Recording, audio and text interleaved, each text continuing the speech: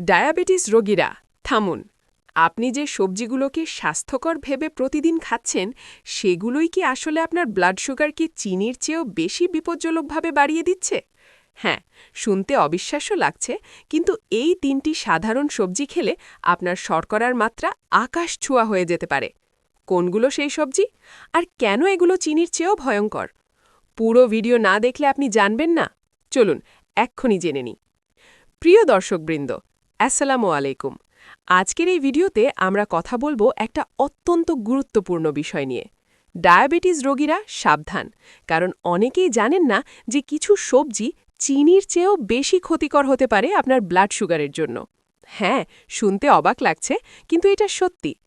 এই তিনটি সবজি খেলে আপনার শর্করার মাত্রা হঠাৎ করে আকাশ ছোঁয়া হয়ে যেতে পারে, চিনি খাওয়ার চেয়েও বেশি।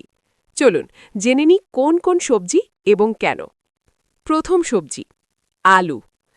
আলু আমাদের প্রিয় খাবার, কিন্তু ডায়াবেটিস রোগীদের জন্য এটা বিষের সমান। একটা সেদ্ধ বা ভাজা আলু খেলে ব্লাড সুগার এমনভাবে বাড়ে যে একটা গ্লেজড ডোনাট বা চিনির মিষ্টি খাওয়ার চেয়েও বেশি স্পাইক হয়। কারণ আলুর গ্লাইসেমিক ইন্ডেক্স খুব হাই, প্রায় ৮০ থেকে ৯০। এতে স্টার্চ থাকে যা দ্রুত শর্করায় পরিণত হয়। তাই আলু খাবেন না, বা খুব কম পরিমাণে। দ্বিতীয় সবজি, গাজর। গাজরকে তো স্বাস্থ্যকর বলা হয়, কিন্তু ডায়াবেটিসে এটা লুকানো শত্রু।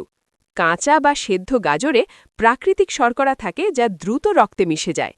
অনেক গাজর খেলে ব্লাড সুগার চিনির মতোই বাড়তে পারে। বিশেষজ্ঞরা বলেন গাজরের জন্য সুগার লেভেল নিয়ন্ত্রণ করা কঠিন হয়ে যায়। তাই সাবধান, অল্প খান বা এড়িয়ে চলুন। তৃতীয় সবজি, বিটরুট। বিটে প্রচুর প্রাকৃতিক চিনি থাকে, যা অনেক সবজির চেয়েও বেশি। এটা খেলে শর্করার মাত্রা হঠাৎ বেড়ে যায়, চিনি খাওয়ার মতোই ক্ষতি করে।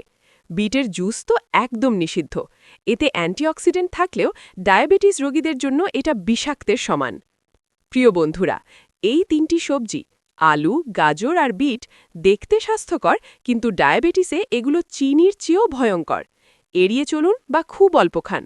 বরং খান করলা, লাউ, শাক, সবজি, ব্রকোলি, যেগুলো ব্লাড সুগার কম রাখে। কিছু টিপস: স্টার্চি সবজি কম খান। প্রতিদিন নন স্টার্চি সবজি খান। ডাক্তারের পরামর্শ নিন। যদি এই ভিডিও ভালো লেগে থাকে, লাইক করুন, শেয়ার করুন এবং সাবস্ক্রাইব করুন। কমেন্টে জানান আপনার অভিজ্ঞতা। আল্লাহ হাফেজ।